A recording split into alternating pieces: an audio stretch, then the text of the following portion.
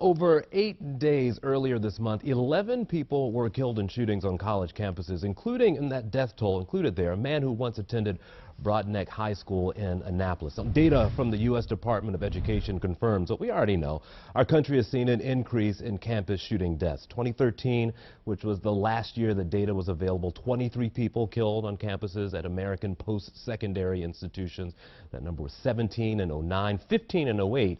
The 2011 rate was pushed up to 45. That was due to the Virginia Tech shooting. Of course, these are all extreme cases. Joining us now, though, from Towson University is Police Chief Bernie Gerst. We appreciate you coming by, sir. Good to see you. Let's talk a little bit about safety. This is a point in a person's life where they become adults, they leave mom and dad at home. What challenge exists in giving that safety message to college students these days? Well, on the first days on campus, the students are inundated with new information, for the resident students getting checked into their rooms, so they're getting a lot of information in front of them. And safety absolutely has to be one of the biggest messages so that they understand what programs are available on campus, so that they remember that they need to be aware of their surroundings. There's a feeling that when we step foot on campus, we're in an oasis that's free of all possible crime or things that could go wrong. Most campuses are open campuses, and the same precautions that you exercise back at home, you still need to exercise on campus. One of the big things people talk about now are shootings, but one of the more common occurrences on a college campus are simple thefts. And things that can be done to safeguard your belongings, like locking your door and making sure you take care of your laptop and your textbooks and your cell phones. And practicing the same good crime prevention measures you did back at home. The same way with personal safety, so that you first off, you're going to get to know new friends on campus, and you'll develop that group that you can go with at night, and do things like not walk alone at night, and know where each other are going to be and look out for one another. So the same things that you would practice elsewhere, you need to also continue to practice on campus. You're talking about personal belongings, and if you're on a college campus, every picture you see is someone with a cell phone in their hands now. You guys have started using an app now on phones that helps a student track their way right back home to make sure that they're safe. Tell me, how does that all work? It's called Safer Mobility, and the app has a number of features.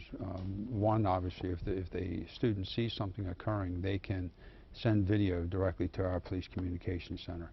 There's an ability for them to be able to communicate with us by text or send pictures or video, so that they don't actually have to speak on the phone if they feel like they're in a situation where they can't do so safely.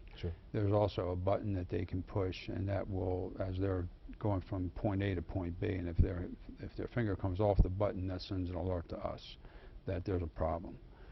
And that's just one of many features that we have available on our campus, everywhere from the emergency blue light telephones that are spread around campus to the over 1,200 security cameras we have on campus. I also have a niece over at College Park, and then with most universities now, if there's an alert, technology has been key, as well as getting an alert out to a lot of people in a short period of time. Talk a little bit about that.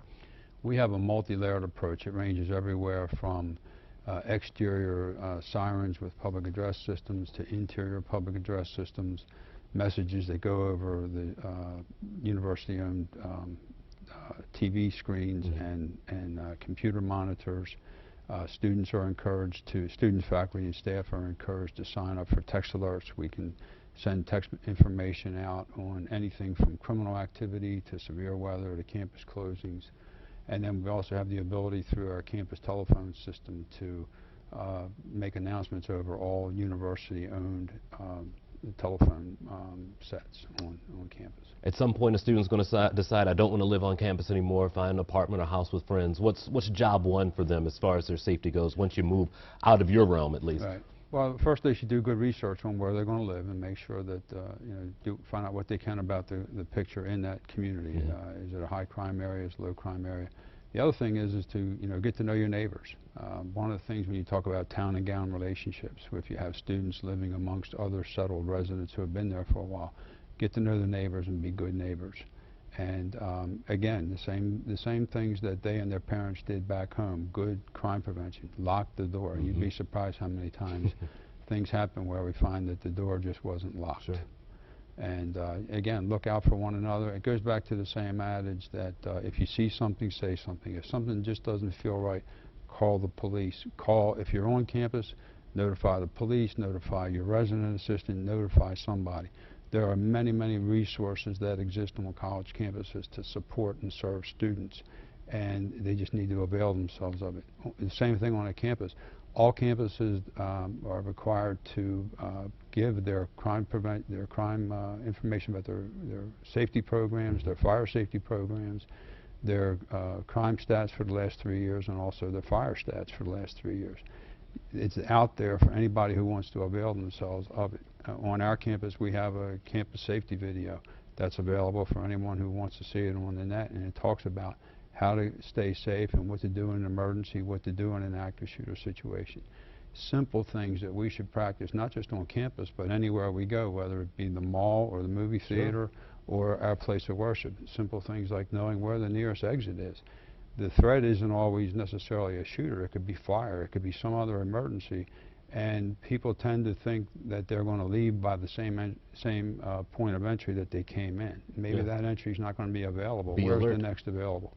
Know your surroundings, be alert, and trust your instincts. If something doesn't feel right, it might not be right, and let somebody know about it. Chief, thank you for coming by. Thank you. It's good to